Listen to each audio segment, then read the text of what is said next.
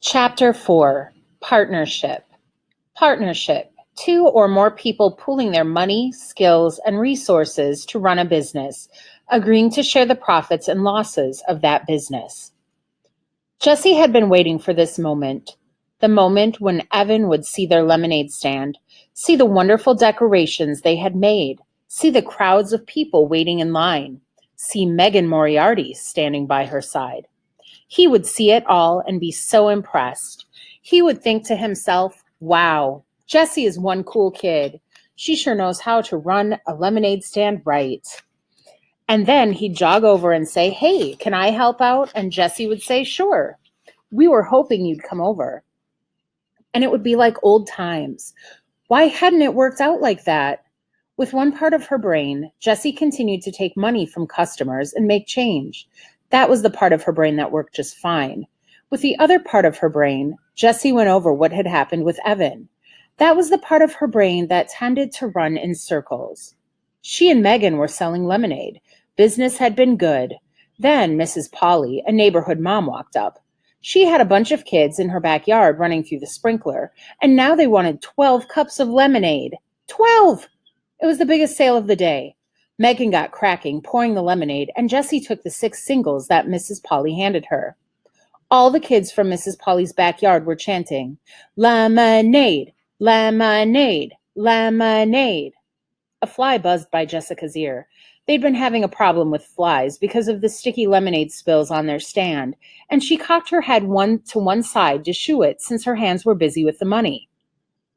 And that's when Jessie looked up and saw Evan standing there, staring. So she smiled. But he didn't smile back. So she waved, even though she had all that money in both hands. She waved so he'd know that she was happy to see him.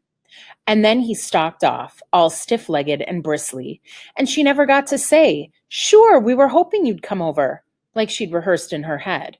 And just then, Tommy Polly, who was 2 years old, pulled down his bathing suit and peed right on the lawn, and Megan laughed so loud, Jessie was sure you could hear it all over the neighborhood. That's what had happened.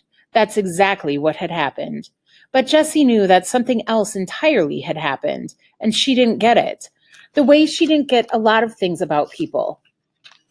All she knew was that the sight of Evan walking away from her for the second time that day, made her feel so sad and alone that she just wanted to run home to her room and curl up on her bed with Charlotte's Web.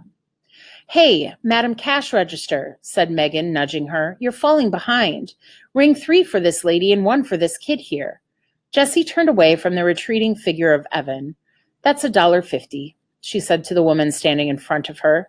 She took the $5 bill the woman was holding out and made change from her lockbox, focusing all her energy on the part of her brain that worked just fine.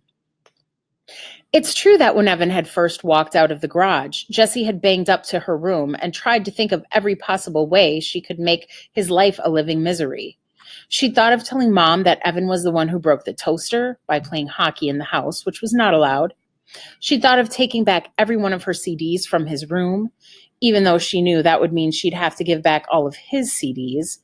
She'd even thought of putting peanut butter in his shoes. This was something she'd read in a book, and she loved to imagine the moment of horror when he'd think he'd somehow gotten dog dew inside his shoes.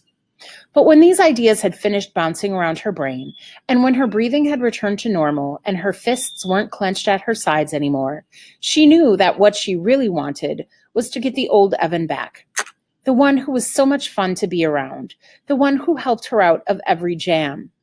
Like when she ate all the Lorna Doones that Mom had set aside for the Girl Scout meeting, and Evan had ridden his bike to the 7-Eleven and bought a new package before Mom even noticed. Or when she not accidentally, but how was she supposed to know, picked the red flowers in Grandma's garden that were a hybrid experiment. Evan had said they'd both done it so that Grandma's disappointment was spread around.